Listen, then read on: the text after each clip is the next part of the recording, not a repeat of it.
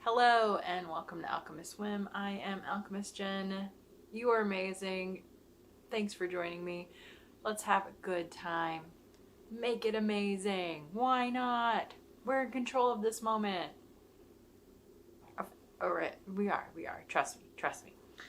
Alright, so today's whim of the day is to talk a little bit about some yarny things. So I have some interesting process things. So I was thinking about what do I, want to do next? What do I, what's on my, docket to make next? I need to make some more of these beautiful yarn amazingnesses.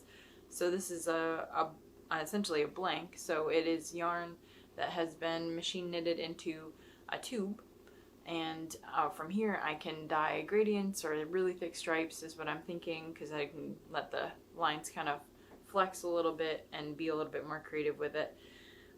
So I need more of these because I need to do some experimentation. So how do I take this? This is Wool of the Andes. It's worsted weight, and it is a beautiful bear yarn from Knit Picks. I've gone with this because I really think that it would work really well for crochet patterns and crochet yarn, so that for amigurumi. So I want to be able to offer kits and patterns. That's something I always have these future plans, the things that I'm constantly working towards. And it's cool because then I don't have to do it all right now. I can, just keep working and chipping away at things. And, I'm pleased that I can have things that I'm, goals that I'm aiming for.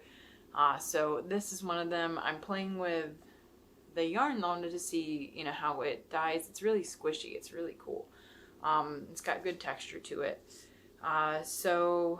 So how do you take this, this, and make it into this? So the thing that I would do from here is to stretch it over something that's called a swift. So this is also from Knit Picks. I also have a yarn, a ball winder from Knit Picks too. So, so that would be the case next. So this is cool. It will spread out. Isn't this the coolest? And then I get it on the camera, and then it's going to be really cool and trippy. And we'll see if my thumbnail for YouTube will choose this moment. Maybe it will. Maybe it won't, because maybe I'll do this. We'll try for something interesting. Alright. I'm just messing around. Who knows? It probably will choose the most random thing like it always does.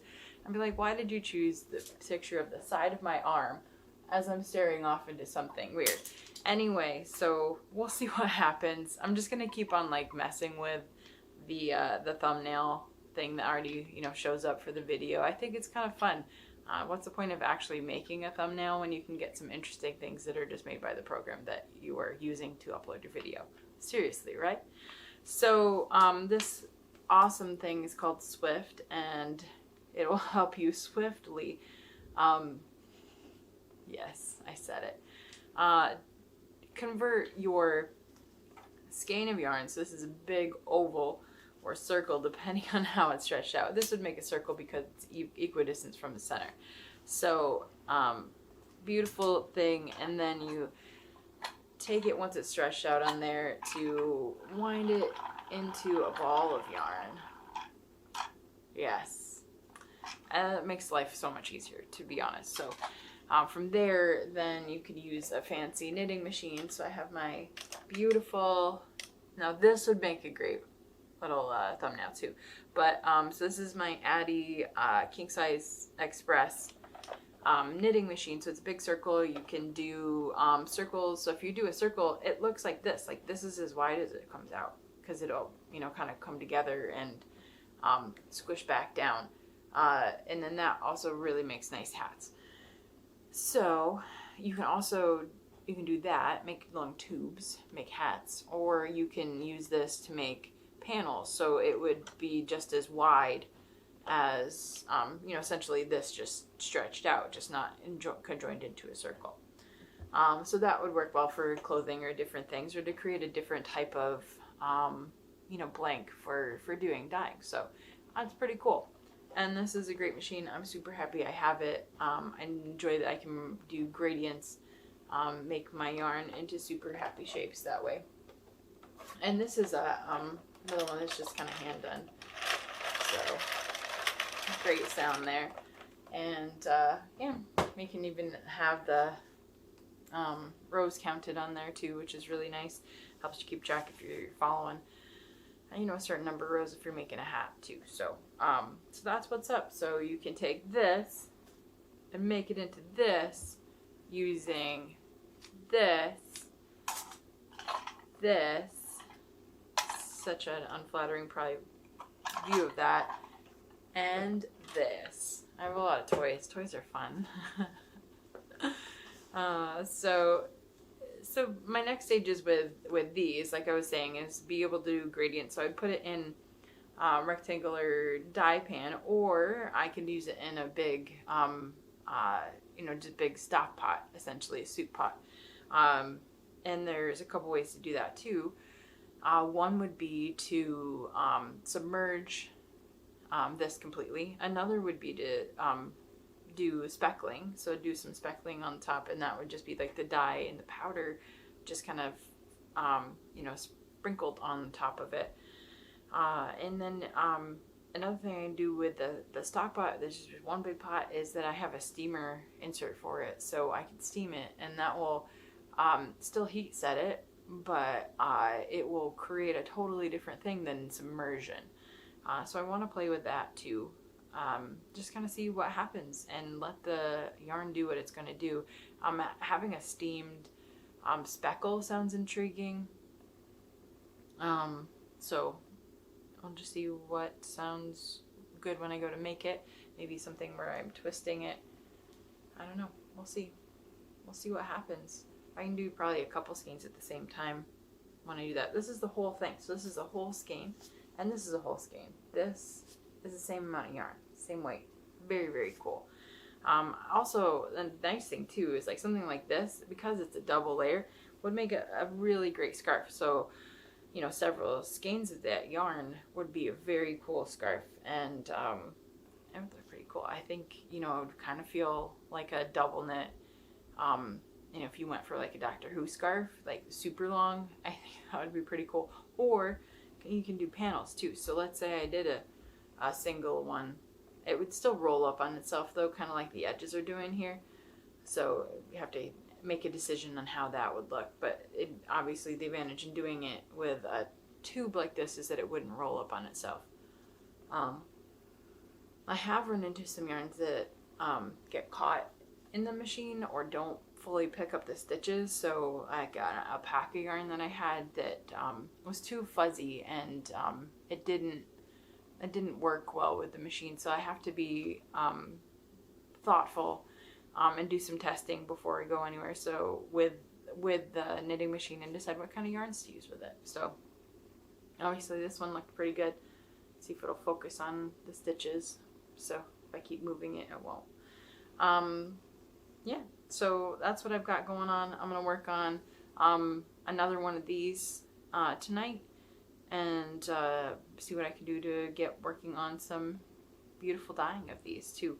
And this would also really work great if I did hats. So I'm going to look at seeing how many hats I can get out of one skein too. I don't like to have excess yarn, especially if it's something that I'm, you know, dyeing myself. I don't want to have, I want to have a plan for what's left over, if that makes sense. I'm not saying that I don't want to have excess. I also just don't want to have waste or have something that is just, it feels like it's extra. I have to figure out, I want to come up with a plan with it before I get to that point. So maybe it's like mini skeins. If I do, you know, hat with a part of a skein, or maybe two hats, and then I have an extra piece, maybe I, you know, incorporate that in some kind of mini skein thing, or I make that into a pom-pom or two. You know, I figure I like to have an idea, a plan, a way to use all the ingredients. I don't want just extra pieces sitting around. So, or or just trying to figure out another plan for it, which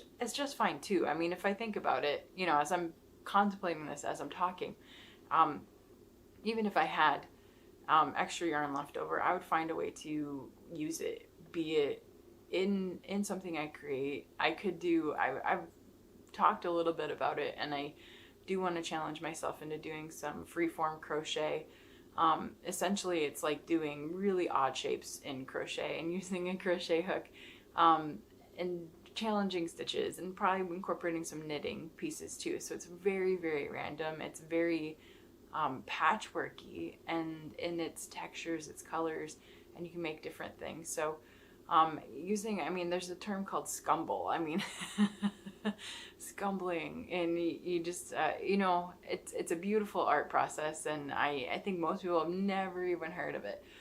So, you know, it might be giving me a chance to share another technique. So, you know, I'll go forward with being able to enjoy the freedom in creating a form for a hat, for instance, in a skein that I've hand dyed, or something that I will dye as a hat too. So that's the other thing, is being able to have a blank that is the hat and then dye it that way, instead of you know, having it pull it apart and then pulling it back together as a hat too. So there's a lot of interesting ways to play with it, and color is fun, yarn is fun, and creating is fun. So that's what I have for today, talking about yarn, talking about blanks. Such a weird thing. When you're talking about dyeing, you're thinking about clothing dyeing. You get a blank for it. It's just I'm enjoying the term, and it's so much potential, and so it's really fun. So thanks for being with me here today, as I'm sitting here and I'm petting the yarn, and that's something everybody does, right? I mean, everybody pets yarn, because I'm pretty sure that if you haven't done it, it will change your life, and you'll become one of us and love to touch all the yarns. So that's my theory. Maybe try it once, see what happens. All right, thanks for joining me. We'll see where the room takes us tomorrow. Toodaloo.